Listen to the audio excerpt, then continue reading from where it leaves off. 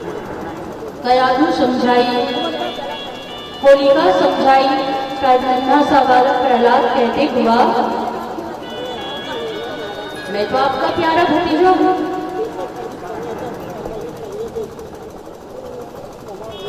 होलिका कहती है, पुत्र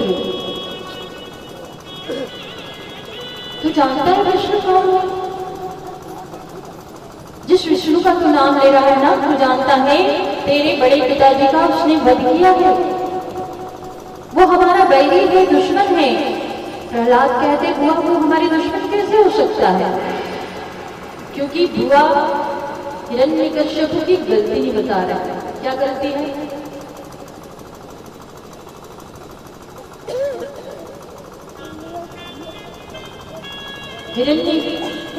होलिका कहती है, शिव ने उनका वध किया है, पर प्रहलाद कहते हुआ उन्होंने गलती भी तो की है। वो गलती, महा गलती, जिसको भगवान क्षमा ही नहीं करते। क्या गलती की है? नारी का हरण किया है, धरती का हरण किया है, और ये तो अक्षम्य है, क्षमा नहीं किया जाता। इसीलिए मेरे विष्णु ने जो किया वो सच किया है। और ये सब होलिका सुनते ही कहते हैं, प्रहलाद अब तुम्हें कोई बचा नहीं सकता। तेरे तो नस नस में, रग रग में विष्णु बसा है। और जो भैया कह रहे तुम्हें मारने का निर्णय लिया है, वो सच में लिया है। तू उसी लायक है। और हिरण्यकश्यप तुझे कहते, भैया अब मारने का एक ही उपाय है कि मुझे ब्रह्मा का वरदान मिला है कि मैं अग्नि में जल नहीं सकती। इसीलिए अगर ये किसी भी तरह से मारा नहीं जा रहा है, तो हम इसे गोद में लेकर अग्नि में बैठेंगे।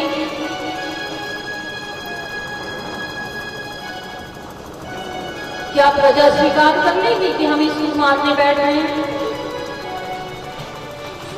पर प्रजा को अंधविश्वास में रखा कि हम कोई प्रदर्शन करने जा रहे हैं, नया प्रदर्शन, वो देखने आ रहा। ये निर्णय लेने के बाद तो किस तरह हम मारे प्रहलाद को, इससे अच्छा एक और उपाय है, ट्राई करके देख लेते हैं। बोले कौन सा? प्रहलाद का दूसरा भाई भी है, सगा भाई, क्या नाम है? प्रहलाद। होलिका उनकी बहन है, उनके पास पुत्र नहीं था, और इसीलिए होलिका कहती है कि भैया एक और उपाय है इसे मारने का।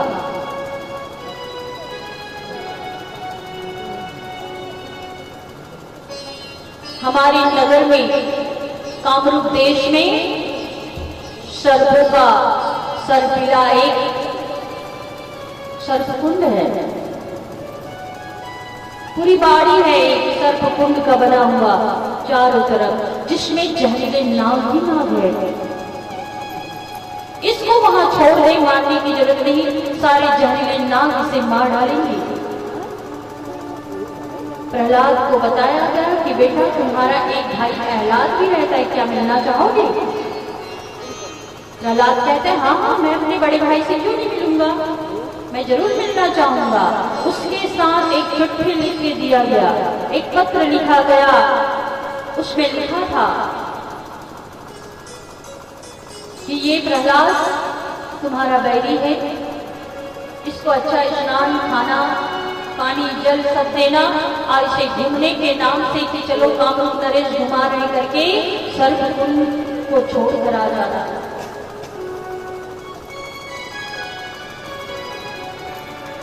प्रहलाद के हाथ में ही वो संदेश दिया और कहा, बेटा इसको खोल के पढ़ना मत, जाके अपने भाई को दे देना। प्रहलाद मिलके बड़ा खुश हुआ। प्रहलाद ने चिट्ठी पढ़ी और प्रहलाद को कहा, चलो घूमने के लिए, हमारे यहाँ विष्णु की भगत है ना, हमारे यहाँ बहुत सुंदर विष्णु की मंदिर है, चलो दिखाने ले जाता था। सर्पकुंड को खोला, जैसे प्रहलाद प्रवेश किए, कहा भाई जाओ तुम घूम के आओ, मैं आपके पीछे आता हूँ। वो महल में चला गया पीछे से दरवाजा, ताकि प्रहलाद बाहर ना निकल सके। बाहर से उन्होंने ताला लगा दिया सरसपुर के द्वार को और प्रहलाद को भेज दिया।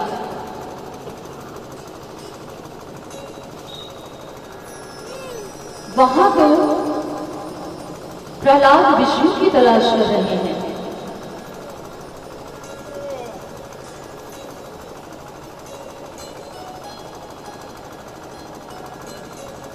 कहाँ है मेरे विष्णु?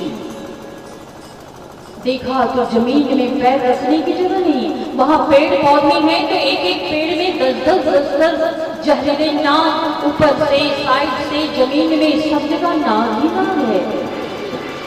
ये तो नागों की नगरी है पूरा, एक दो थोड़ी।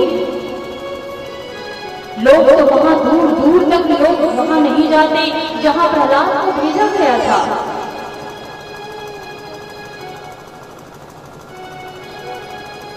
पर प्रहलाद कहते हैं कि मैं तो अपने विष्णु को ढूंढने आया हूँ, और यहाँ तो नाग देवता है, ये भी तो मेरे विष्णु का ही रूप है। और सबको नारायण नारायण नारायण करते हुए उस शर्फीले नाग में जहर को भी, जहाँ विष था वहां भी वो प्रवेश कर गया कि विष्णु जी आप कहाँ हैं?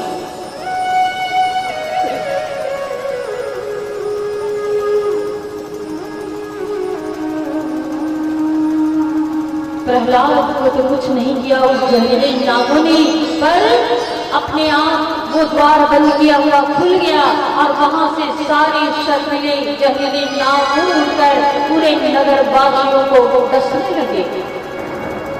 और इसी में से एक जहरीला नाग प्रहलाद को डस लिया महल में जाकर। प्रहलाद तो सुरक्षित है, वहां सारे महल में इंतजार कर रहा है। अभी थोड़ी देर में प्रहलाद के मौत का संदेश आएगा।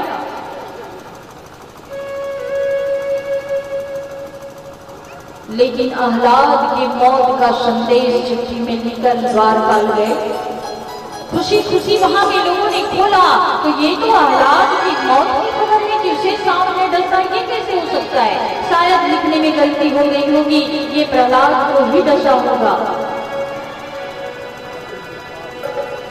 और जैसे ही प्रहलाद को पता चला कि इस नाग ने मेरे भाई का वध कर दिया, तो भगवान विष्णु से प्रार्थना करने लगे, प्रभु आप मुझे ले जाइए, इसके बदले पर मेरे भाई को जीवित कर दीजिए। लोग क्या कहेंगे कि देख अपने भाई से मिलने आए और इसे मार डाला। प्रभु इनके बदले मुझे ले जाइए, पर मेरे भाई को जीवित कर दीजिए, नहीं तो मैं यहाँ से वापस नहीं जाऊंगा। तो वही नाग फिर से आकर के उसके जहर को विष को खींचता है और आह्लाद जो प्रहलाद को दुश्मन की दृष्टि से देखा था वो परम भक्त की दृष्टि से देखने लगा।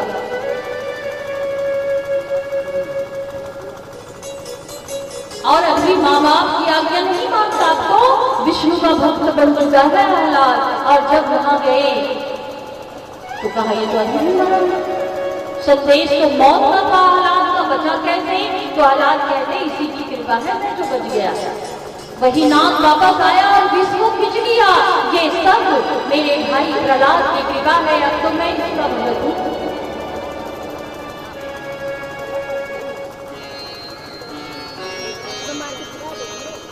होलिका बैठी, कहा एक ही साधन है प्रहलाद को मारने का कि अब अग्नि में प्रवेश करना है। पर भगवान कहते हैं ना, वरदान को भी गलत यूज करोगे तो अभिश्राप में बदल देंगे भगवान। वरदान जो स्वयं ब्रह्मा जी ने दिया था, इससे ये साबित होता है कि ब्रह्मा जी का श्राप को असत्य कर दिया भगवान ने, भक्त को बचाने के लिए अपने वाणी को व्यर्थ कर दिया। ये बहुत बड़ी बात है। प्रहलाद बच गया, होलिका जल गई।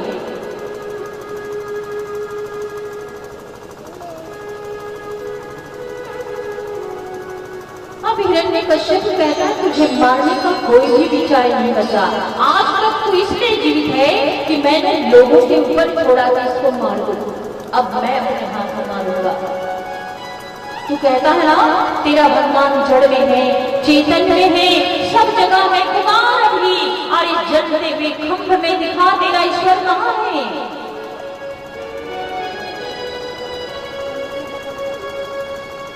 थोड़ी देर के लिए प्रहलाद को थोड़ी देर के लिए मन डगमगाया कि ये जलता हुआ जो खंभ है उसको गले लगाने के लिए कहा कि अगर तेरा ईश्वर इसमें भी है ना तो इसे गले लगा के दिखा।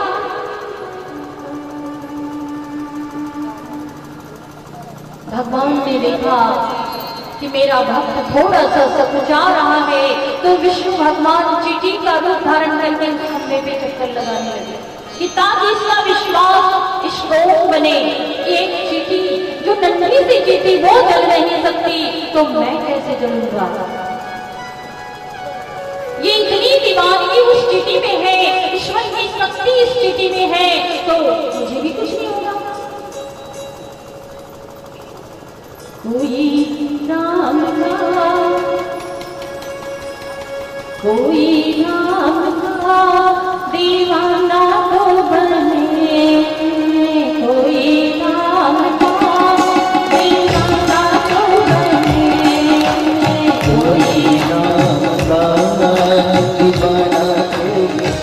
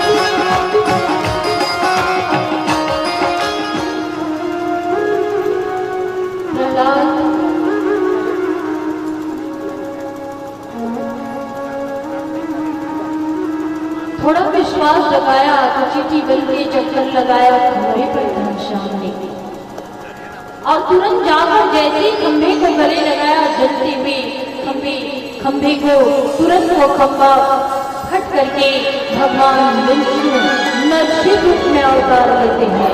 बोले नरसिंह भगवान की जय, भगवान की। हमारे नारायण ने भगवान विष्णु ने ये नरसिंह का अवतार लिया और भक्त की रक्षा करते हैं।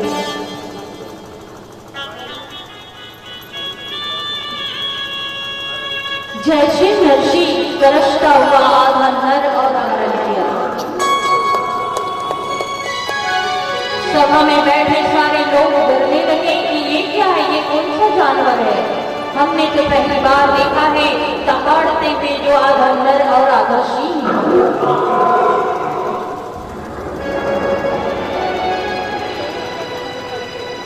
तुरंत शक्तिशाली हिरण्यकश्यप को पकड़ लेता है और पकड़ करके अपने गोद में बिठाता है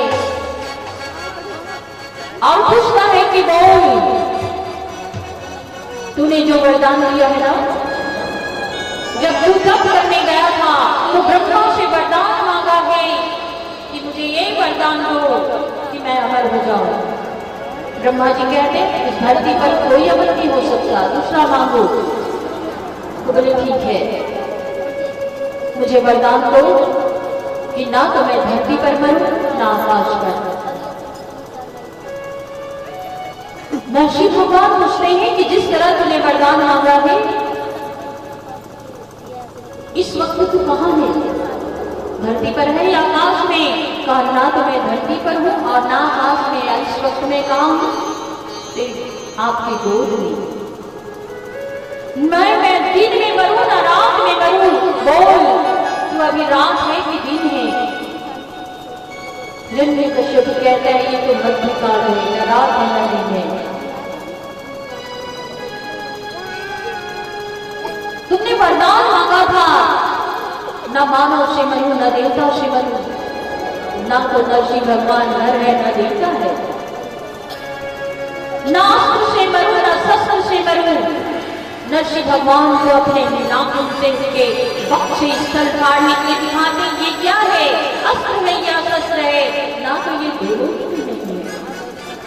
और अपने ही नाखूनों तेज धार से गरजते हुए उसके अक्ष वस्त्र को चीर देते हैं और वहीं पर हिरण्यकश्यप का वध होता है।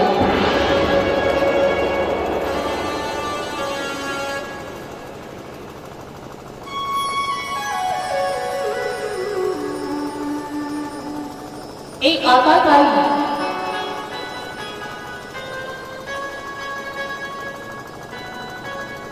जिसका वध हुआ,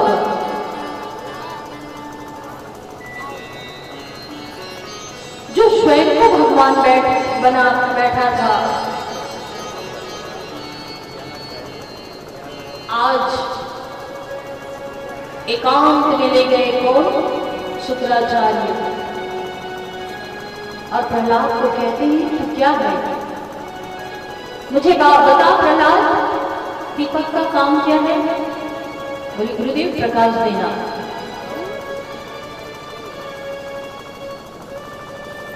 अंधकार को मिटाना, रोशनी देना दीपक का काम है। प्रहलाद फिर क्यों अंधकार फैलाना चाहता है? प्रहलाद कहता है गुरुदेव मैं कहां अंधकार फैला रहा हूं?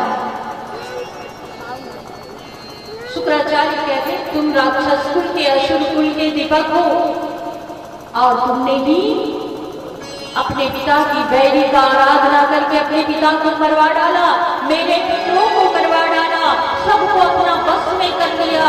ये सब क्या है? नन्हा सा प्रहलाद कहते हैं गुरुदेव मैं छोटा हूं, लेकिन आज मैं सच कहूंगा।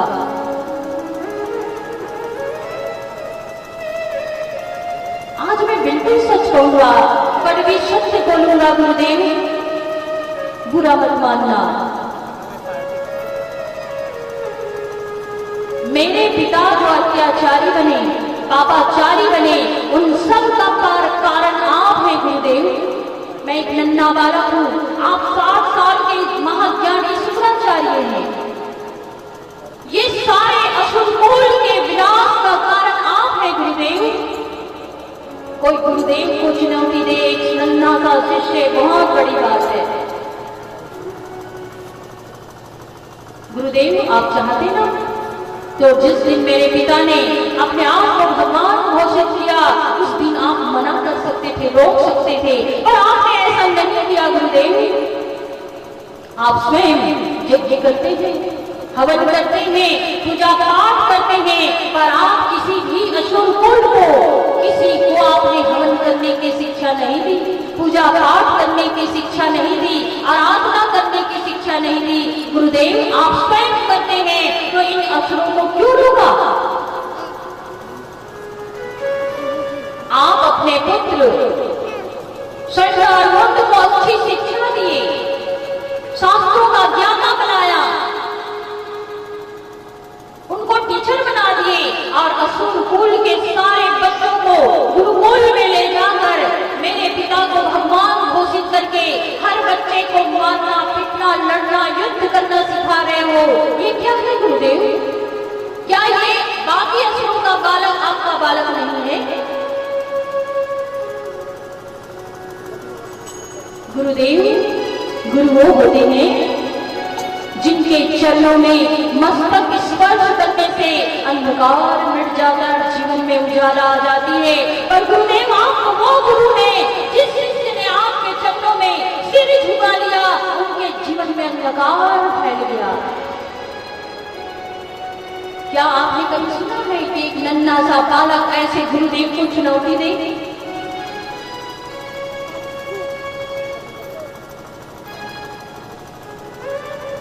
इसीलिए गुरुदेव इन सारे असुरों का विनाश का कारण सिर्फ आप है और मैं इसका विजन जानता हूं। गुरुदेव आपने ऐसा क्यों किया?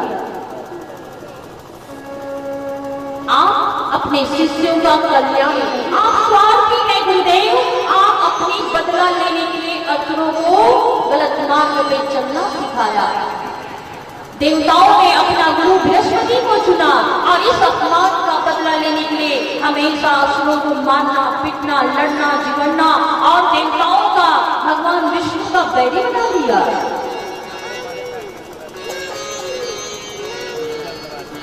आज शुक्राचार्य, महाज्ञानी शुक्राचार्य जी कहते हैं, प्रहलाद आज मैं तुमसे हार गया,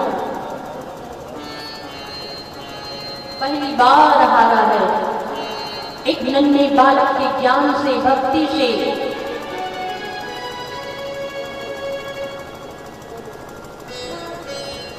अभी तो हिरण्यकश्यप का शरीर फटा हुआ, खून बहे हुए पड़ा हुआ है। बोले अंतिम संस्कार किया जाए। और उस समय नियम था कि पत्नी को जिंदा जलाया जाए, सती प्रथा थी। शुक्राचार्य ने कहा कि कयाधु को दुल्हन की तरह तैयार करके लाओ और हिरण्यकश्यप के चिता पर बिठा दो।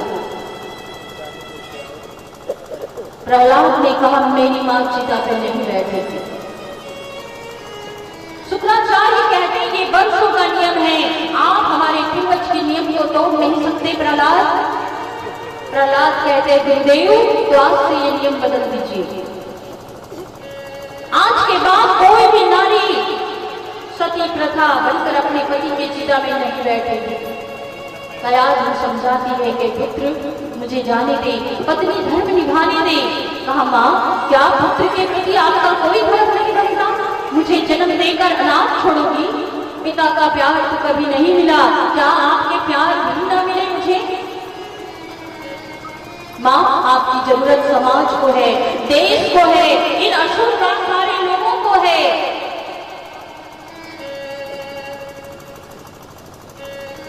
अगर पति के प्रति आपका धर्म बनता है तो मैं कौन हूं मां? मैं तो जिंदा हूं। वो तो चला गया है, वो दुराचारी, अत्याचारी जो कभी आपको हमेशा क्रोध, अन्याय, अपमान किया, वो खत्म हो चुका है मां। और उसके लिए पति धर्म निभाना चाहती हो? क्या पुत्र के प्रति कोई धर्म नहीं बनता आपका? और कयाधु उस चिता में नहीं बैठे।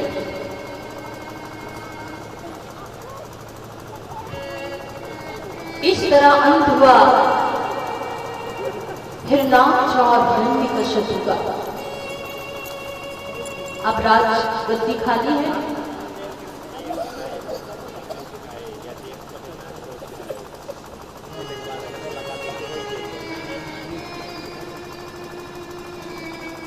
आह्लाद बड़ा है, आह्लाद जीवित है। प्रहलाद कहते हैं मेरे भाई को राजगद्दी पे बिठा दो। आह्लाद कहते हैं नहीं मैं वो लायक नहीं, प्रहलाद को राजगद्दी पे बिठाया जाएगा।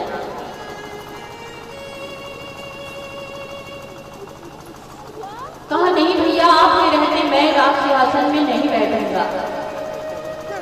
आह्लाद कहता है कि ये मेरी आज्ञा है, अगर तुम मुझे बड़ा मानते हो तो ये मेरी आज्ञा है और छोटे होने के नाते मेरी आज्ञा का पालन करना आपका धर्म है। प्रहलाद राजा तो तुम ही बनोगे। और इस तरह हिरण्यकश्यप का राज सिंहासन प्रहलाद के हाथ में आया।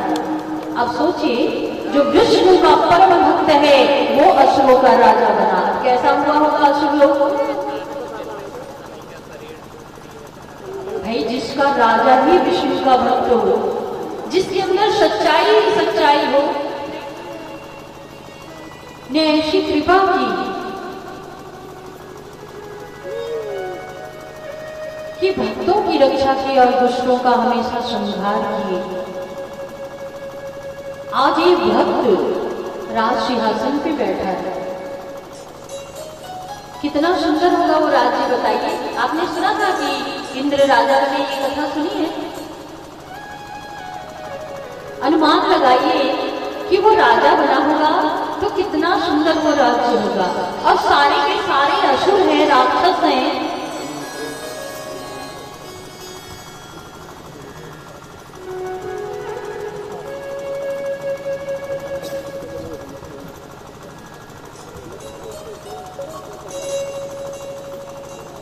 उनकी हार क्या हुई होगी। आज अब जब प्रहलाद राजा बने तो वहां की राजनीति कैसी होगी, वहां का न्याय कैसा होगा।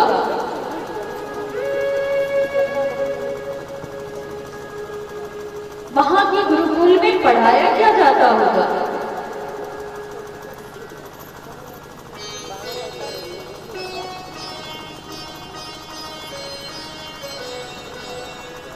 प्रहलाद का विवाह हुआ।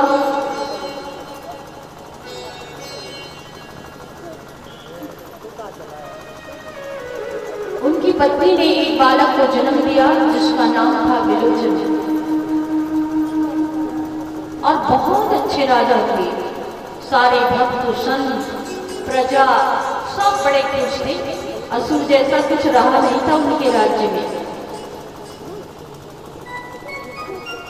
भगवान विष्णु कहते हैं माता लक्ष्मी से कि लक्ष्मी जी, आपको जानना है हमारा प्यारा भगत प्रहलाद कैसे राजा बना है, कैसा न्याय करता है। चलो इसको देखते हैं परीक्षा लेकर कि ये न्याय कैसे करता है, कितना दिमाग लगाता है, कैसे दंड देता है और कैसे उसे दंड से मुक्ति देता है। दो नारी एक बालक को लेके आए राजमहल में प्रहलाद के पास। दो लेडीज किसको लेके आए, एक बच्चे को छोटे से। पहली वाली कहती महाराज ये मेरी बालक है, दूसरी कहती है झूठ बोल रही है मेरे बालक है। अब दोनों कह रहे मेरे बालक है मेरे बालक है। प्रहलाद राजा बन के बैठे, महाराज न्याय कीजिए किसका बालक है।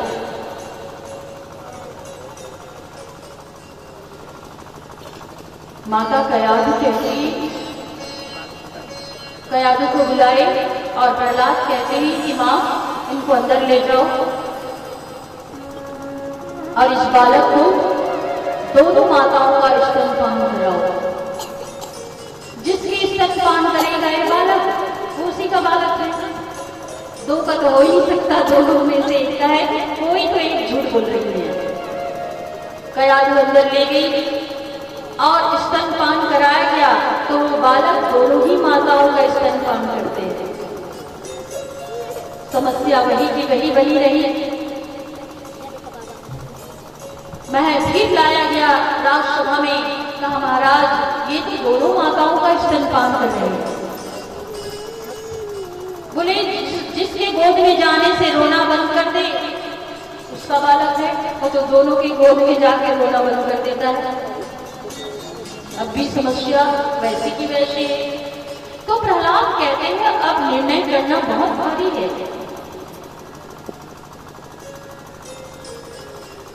प्रहलाद कहते दोनों में से एक रख लो कोई भी। बोले दोनों तैयार निकले तो कहा ठीक है अब हमारे पास कोई उपाय नहीं है, इस बच्चे को बीच में रखो। सैनिक से कहा तलवार लाओ और इसको दो टुकड़ा काट दो, एक टुकड़े इस मां को दे दो एक टुकड़ा इसको दे दो, क्योंकि कोई उपाय नहीं है। क्या प्रहलाद का ये कहना इस बालक को दो टुकड़ा कर दिया जाए ये न्याय था? एक परम भक्त विष्णु का परम भक्त राजा बना है और उस बालक को दो टुकड़ा करके एक इसको दे दिया जाए ये कहना न्याय था आपके अनुसार? पर उसके पास एक गुप्त कला थी। उन्होंने मारने के लिए नहीं कहा, प्रहलाद का अपनी कला थी। अभी तक तो इसको इसके पास माँ के पास दासियों के पास भेज रहे थे, अभी अपना दिमाग लगाया।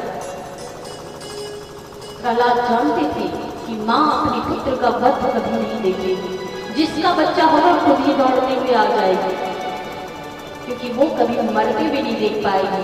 जिस बालक का माँ थी वो दौड़ के महाराज के चरण में आकर कहती, महाराज मुझे ये बालक नहीं चाहिए, इसी को दे दे। ये दूसरी वाली है, इसको दे दे।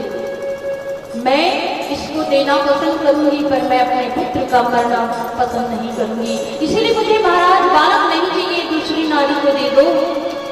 प्रहलाद कहते, इस बालक को ला और इसकी गोद में डाल दो,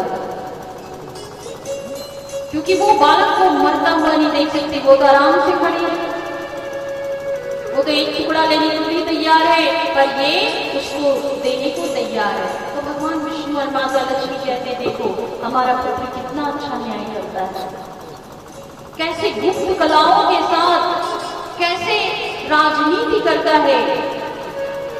उनके भगवान उनके भक्ति से भी प्रसन्न थे और राजनीति से भी। हम सब तो राजनीति करते हैं तो कितने पाप कर बैठते हैं। राजनीति से भी भक्ति होती है, क्योंकि प्रहलाद की राजनीति से भगवान प्रसन्न थे। आपको पता है, आपने श्रीमद् भागवत में सुना होगा, कृष्ण को मथुरा लेने कौन गए थे? अक्रूर जी, पता है ना? अक्रूर जी कभी माला घुमाते हुए भक्ति करते हुए आपको दिखे थे? नहीं, पर वो राज दरबार के प्रति समर्पित थे, सच्चाई से राजनीति किए। और इसीलिए जब बलराम और कृष्ण आ रहे थे तो रथ रोक करके जब स्नान करने गए सरोवर में, तो बलराम कृष्ण से कहते, भैया इसको आत्मज्ञान दे दो, अपने विराट स्वरूप का दर्शन दे दो, क्योंकि अक्रूर जो काकाश्री है ना, वो सत्यवादी राजनीतिज्ञ है। अब देखिए यहाँ क्या भक्ति से प्रसन्न है, उसकी राजनीति से, देशभक्ति से प्रसन्न है, और आज देशभक्ति से उसे विराट स्वरूप का दर्शन मिलने वाला है। तो राजनीति में भी भक्ति, अगर सच्चे से राजनीति करते हैं, जो काम आपको मिला है, चाहे आप टीचर हैं, मास्टर हैं, डॉक्टर हैं, जो भी भगवान ने संसार में भेजा है काम करने के लिए, उसको, उस कर्म को, क्योंकि कर्म को भी पूजा, सुना है ना, कर्म पूजा है, उस कर्म को भी सच्चाई से करेंगे तो वो भी क्या है? पूजा है। लोग कहते हैं हम माया में हैं, माया में हैं, हम परिवार में हैं। आपने कभी सुना है कि माया से भगवान प्रसन्न हुए हैं? सुने हो? नहीं सुने ना? भगवान विष्णु अदिति से प्रसन्न थे। कश्यप ऋषि की पत्नी अदिति, और ये कौन है? पतिव्रता नारी। उनके बच्चे हैं देवता, जिनको अच्छे संस्कार दिए, घर की साफ सफाई, मेहमानों का मान सम्मान, बच्चों को अच्छे से लालन पालन करना,